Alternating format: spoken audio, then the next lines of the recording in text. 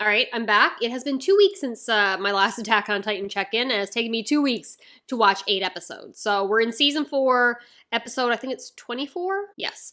Reason it's taken me 2 weeks to watch 8 episodes. My parents came for a visit. It was lovely. It's wonderful. Now, I figured I'd be fine to just watch Attack on Titan, headphones in, they're behind me on the couch watching their story on the television, and I'm on the floor with my computer. No big deal.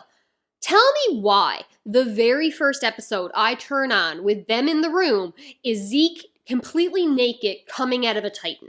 What is with anime and it being a fantastic story, but then zero context, you have this on the screen? I'm just like, close computer, you take out headphones. You know what? How about we watch that baking show you guys like? And why? Why does anime do this to me? But anywho, Attack on Titan, still fantastic. I maintain what I said before about me still not being emotionally invested in any of the characters, really. And I think the reason for that is for me to get attached to a characters, I need pure character moments. This show, and I was confused because I'm like, there are character moments. They're fleshed out. They're not cardboard cutouts. They have history with each other, with their families. Why don't I feel emotionally connected to these characters? I think what I personally need is moments set aside with no ulterior motive, no pushing the plot, nothing narrative related, and it's just strictly the characters interacting with each other, displaying their personalities, and having moments and interactions that have nothing to do with the plot. It is literally just them eating for no reason, goofing off for no reason, playing sports for no reason. But every character moment, every moment in this series comes back around to further the narrative and themes, which is phenomenal. It is great, and it's perfect for this fast-paced, binge-worthy TV show. But I think that's what's separating me personally from having a full emotional connection. I don't know if that's 100% what it is. I think it is. It could just be me being weird. But anywho, still a delight. We open up with not a delight. Them saying Levi is dead. Ridiculous. Fake news not happening. So Hanji is being held captive basically by the red-haired crazy guy, Flotch? Something like that. And they find Levi, and Hanji says he's dead, checking his vitals. He's like, let me see. He's like, no, you stay away. Hey, Titan starts steaming. Hanji and Levi takes Levi's supposed corpse, jumps into the water, swims away, and then naked Zeke comes in, and I have to close my computer because, again, parents are in the room. Yeah, Levi's fine. Absolutely fine.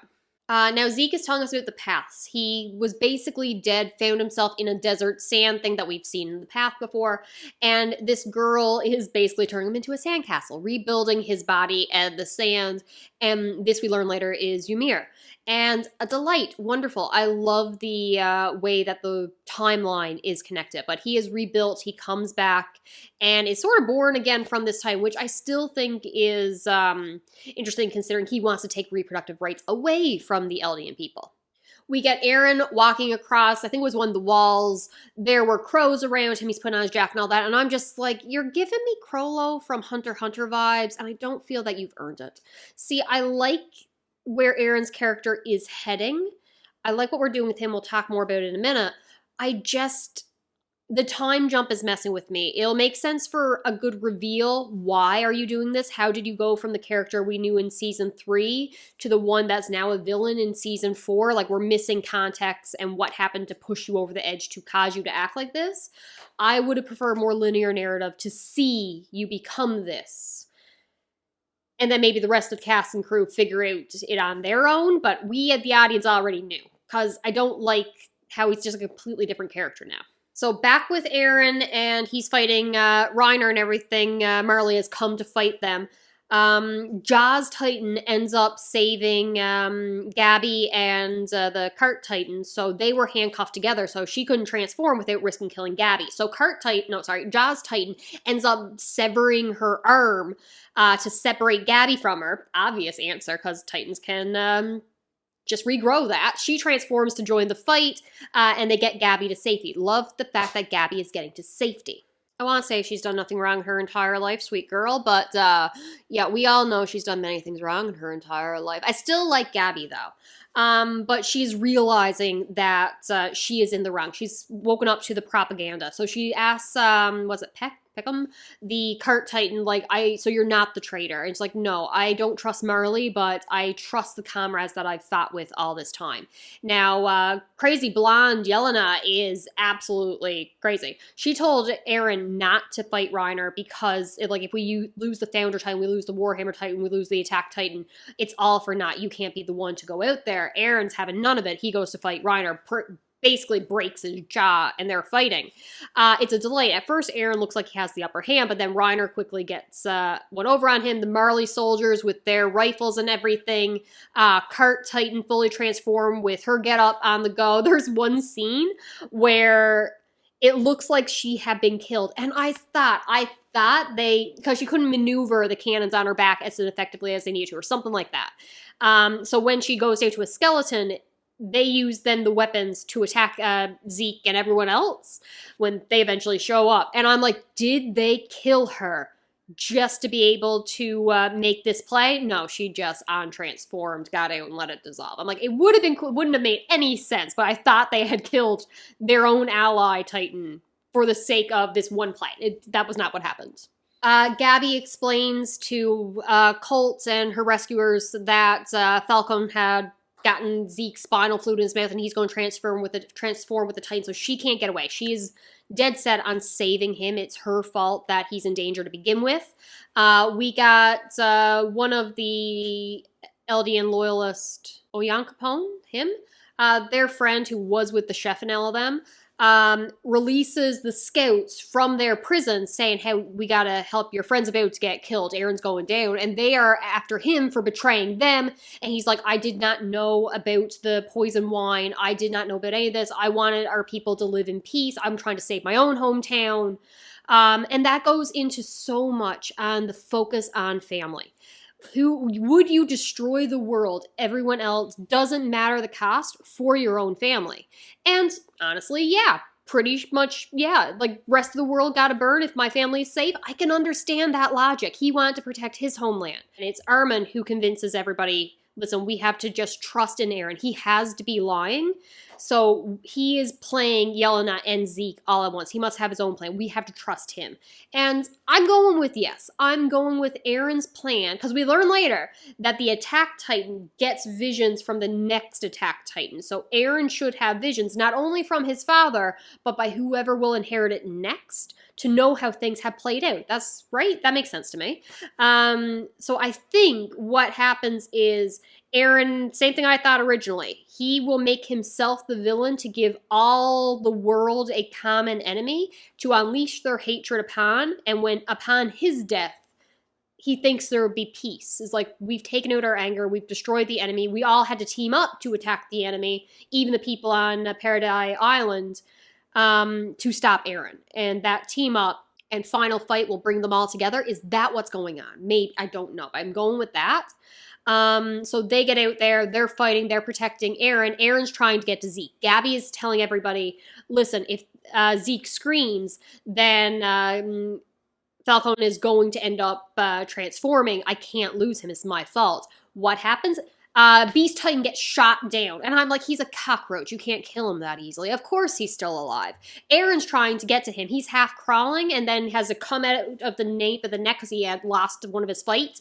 Was running to him. Gabby gets in the correct position. Shoots Eren dead. Do you think I had not been shocked? Oh my god. Head severed, but the head goes flying and lands in Zeke's hands, to which we are then in the paths, because it works. The royal bloodline and Founder Titan have come into contact. Doesn't really matter that Eren's dead. Your brain can live for a couple seconds after it's been severed from the body. So they're in the paths. The sand is everywhere, glowy things, and Zeke is in chains. And Eren immediately betrays him, saying, I do not agree with your euthanasia plan. You're crazy. We're not taking away the Eldian people's right to reproduce. We're not taking away their freedom. To which Zeke stands up, the chains break, and now there's chains on Eren. It's like, I found a way around the original king's rule, and because I'm not here for bloodshed war, I'm here to stop it. So now for Ymir is going to obey me, and this little girl walked around.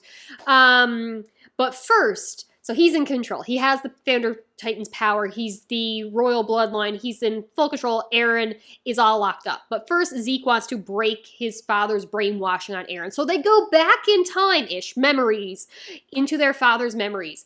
And Zeke sees the difference between their lifestyles, the freedom Eren had, the love that their father had for his second son, and wasn't trying to corrupt him, didn't brainwash him, wasn't going about this information about Marley and the Eldian people and the war and filling their heads with propaganda, just letting them live. But there are moments where he's like, oh, see how he's getting close to important people. He's doing this to find the king. And one slip up, he doesn't care that it'll cost him his second family's life. But then he finds the king early. He learns about the beneath the church, and he's like, wait, this is when you're still a toddler. How is this going to play out? Because he doesn't kill everybody until the walls start to fall. He's giving you more time to live a happy, peaceful life. He would never afford that to me. He has changed.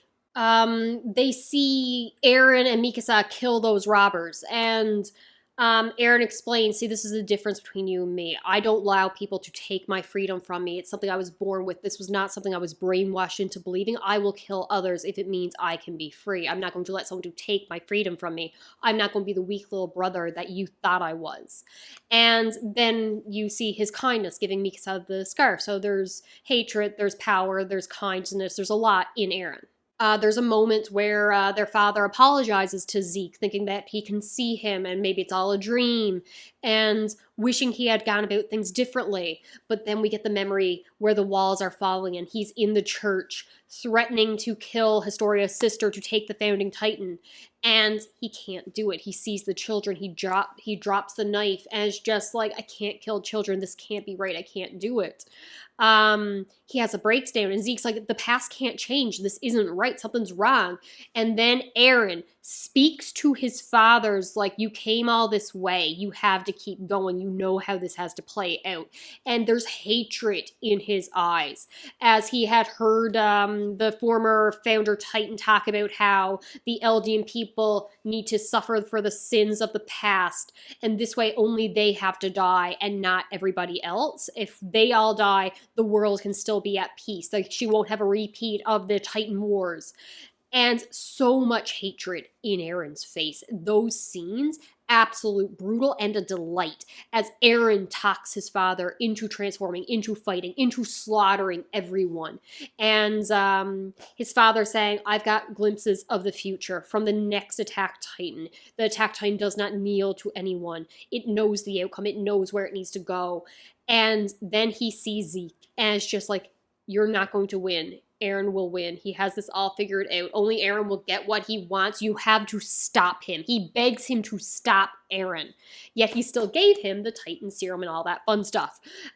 Waking back up in the sand, Zeke realizes something's off, tells Ymir to make it so the people can't reproduce anymore. Eren rips his arm off, well, his hands, maybe a finger, to run, get out of the chains, to get to Ymir. And then we get her flashback. 2,000 years in the past, I think it is. I was not expecting it. I'm so happy. We see her as just a girl in a random village that has been taken over by the Eldian people. She's been caught and turned to a slave. Her tongue has been cut out and removed. Her entire home, village, people massacred, and those who survived thrown into slavery. She lets, I think it was a pig, out to run and gets turned on by her own people. They point her out as the one who did it. And then it's like, well, we'll let you go free too. And then they hunt her in the woods, Ramsay style. And she, of course, gets caught, shot with an arrow, goes into a tree, falls into a lake, parasite comes and goes into her spine. She is the first Founder Titan. Does she take anger out and destroy everything around her? No, she stays a slave for the people who caught her and taking their orders. He still calls her a slave, but she uses her Titan power to crush his enemies, to make roads, to build this small civilization up into a mighty empire in his name, her captors, that she has all the power, but he's the one controlling her. And saying, as a reward, you will have my seed. And she bears him the 3 children whose the walls are named after. And Even when an assassin comes, she jumps in front of him and takes the spear, was it to the chest or whatever? I feel like she just stood up afterwards. Can't remember. Eventually, she does end up dying. And I cannot believe she would spend her entire life protecting this man. Brainwashed, only explanation. And then he orders his daughters to eat her, to have that power passed on, and their children will eat them one day to continue passing this on. It'll go on and on and on forever. And Eren reaches out to her, is like, you are not a slave anymore. You don't have to do what they say. I release you from that. Choose me. Side with me. And in all fairness, if you have 2,000 years of slavery versus one guy being like, listen, I want you to destroy the world or help me destroy the world, but it'll be your choice to side with me. Or just, frankly, side against them. Side against the people who've been holding you hostage all this time. It's like, you know what? I don't really care what you're going to do. Yeah, I'm going to choose you. So she gives Eren, the Founder Titan's full power without the need of being in the bloodline.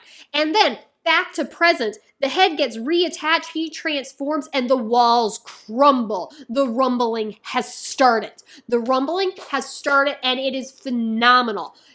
Titans come out of the walls, and they're marching, and they're destroying everything. And Armin realizes, if this was all a play, if we thought Eren was just siding against Zeke and Yelena and had his own plan, if he just was going to do this as a show of force, he would not need all the walls to fall. He could have just used one. He does not plan to stop. And we are in the past again. All the Eldian people, followers of Ymir, are there hearing Eren's message as he says, listen, I'm going to destroy the world. They're going to walk and they are going to destroy everything. I understand why you did it, what you did out there, but I'm going to protect my home, the place that I was born. We are going to be the only ones left alive because I can't have you guys as my enemy, so you just all have to be destroyed. They're just going to walk and trample everything beneath their feet. And it's what I expected. I expected him to be the big bad end villain that everyone has to team up against to unite the world kind of thing. But damn, that is a plan. I feel like that happened a little bit later. Before all that kind of stuff happened and his head got taken off, Zeke had, again, kind of faked his death the same way the Cart Titan did, and Gabby and Colt were trying to find Falco. And they do. They go to the location where he should be. He's having a conversation with one of the guards with the black armband. The guard guy's like, listen, I'm never going to see my family again. Those are probably your people here to save you. And he's like, I don't think they'd come for me and all this, but there are people he wants to get back to. They bond in like a brief second. And this guard's like, this kid should not be here. He should be with his family. I don't care that he's a marley. I'm going to cry. It was so heartfelt. I don't care that he was my enemy. He's just a kid. So when they're transporting them, he notices Falco looking around a corner and realizes he sees his ally. So it's like, I'm going to take this one with me, walks him off, whatever. We know what he's going to do, but Gabby and Colt don't. But Gabby there's a bit of trust in her that she doesn't just shoot him dead. And the guard gets Falco back to Gabby and Colt. Is just like, get out of here, kid. You shouldn't be here. Like, get out of the forest. I love it so very much. The trust that Gabby had not to immediately kill him. And then Falco and the guards trust in each other. And he gets them out of there. You have Gabby end up protecting Sasha's family, and then them protecting her in turn. So she end up shooting one of the Titans with the Titan rifle thing. And some guards come, and they're like, hey, were you the one to do that? Are you a Marley soldier? And the cook, Niccolo, takes the gun from her saying, it was me, I did it, please just let us get out of here. Like, they're covering for Gabby and Falco, and I love it so very much. There's a scene with them in probably an old pet store. I don't remember where they were hiding. I'm all over the place. This was just before they saved Sasha's family. But Falco explaining that he did this because he loves Gabby. He doesn't want her to take the Armor Titan. He doesn't want her to have to die in 13 years. Let it be his problem. And her scene of ripping off that armband, the signaling that he drank the poisoned wine, after she had refused to let him rip off her armband, saying that she was Marley, or sorry, Eldian. Oh my God almighty, there's a scene with a cage on the floor and the doors open as she comes to the realization that they've been acting like devils praised for killing people. It's direct imagery, but I love imagery that hits you on the head sometimes. So open cage, she has come to her senses. It's a delight. I love it so very much. All right, so she realizes that there were no devils on this island. There was only people, and she just wants she just wants Falco to get out of here, wants him to live. So the three of them, Colt, Gabby, and Falco, all rush to the Beast Titan and explain, listen, just give us time to get Falco out of here, away from your screams. But there isn't enough time. He needs the Titans. So he screams. And I'm like, you've got to be kidding me. Was not expecting this. That's when you have Pixis and everyone else's death as they transform. And Falco transforms in his brother's arms as he's holding him and kills his own brother in the transformation. Gabby had gotten far enough away. And to my absolute delight, because I didn't want to lose Falco like this, Reiner is being attacked by Falco's transformed body, and he thinks Eren is going to die. It'll be the end of it, no big deal. So he's ready to resign and let Falco eat him so he can regain his humanity. But the Jaws Titan, injured beyond belief, cannot transform again. He's going to die. Says that, no, let it be me. I'm better than you, Reiner. It always should have been me to begin with. Like, you stole my chance to be a warrior before when you switched everything up and my brother got killed. Well, now I'm not letting you do this. And he's the one who gets eaten by Falco, so Falco can regain his humanity. But this is when the real themes of these couple episodes come into full circle. It's very strictly a would you destroy the world for your family. You have the guy who released the scouts from the prison, and him saying that he did all of this because he wanted his home to be at peace. He was trying to broker peace between the Eldians, the Marley, and his own home, so his own family could live and survive, and now they're going to be trampled to dust. You have Eren, obviously, who's like, I will protect my home and the place that I was born and the people in it, even if it means destroying the rest of the world. You have Armin talking about how Erwin would not have snapped at Mikasa this way. He'd have a plan. He'd know what to do. The wrong person was brought back, but he was brought back because of Eren and Mikasa, their personal investment with him, their relationship, the fact that he was family. He was chosen over Erwin. It was like, and even Levi saying, I wanted to give my friend a rest. I didn't want to bring him back into this hell. They didn't choose the option that was best for the greater good, for humanity. They weren't choosing the greater good. They were choosing personal. And I'm like, yeah, rest of the world can burn. My family's safe. You protect those that you love, despite every consequence and cost. And that is the pure message of these couple episodes for sure. The selfish choices you make to protect the people closest to you. So Connie ends up taking Falco to his mother. Is like, I will sacrifice this child. I will turn my back on everything to bring my mother back, because she's still there in that village. Her Titan form can't move. And Armin's like, the only way for us to keep Gabby on our side and to have some alliances here, the only way to stop Eren from destroying the world is with the people around here. So we can't let Falco die and lose Gabby, because then we also lose Reiner. So they go to his village and get there just in time as he's tricking Falco, who has amnesia, to climb up the ladder to brush the Titan's teeth. And Armin is just like, Gabby, please forgive Connie. He wouldn't do this. He will hesitate to kill a child. This is not his right mind. So he goes up above Connie's mother on the raffling. And Connie's just like, I told you to stay back. I'll kill this kid. And it's like, no, you won't. But you told me not to talk anymore, so let my actions speak for themselves. I thought, stupid Jessica, who is only thinking of violence and does not understand these characters, apparently.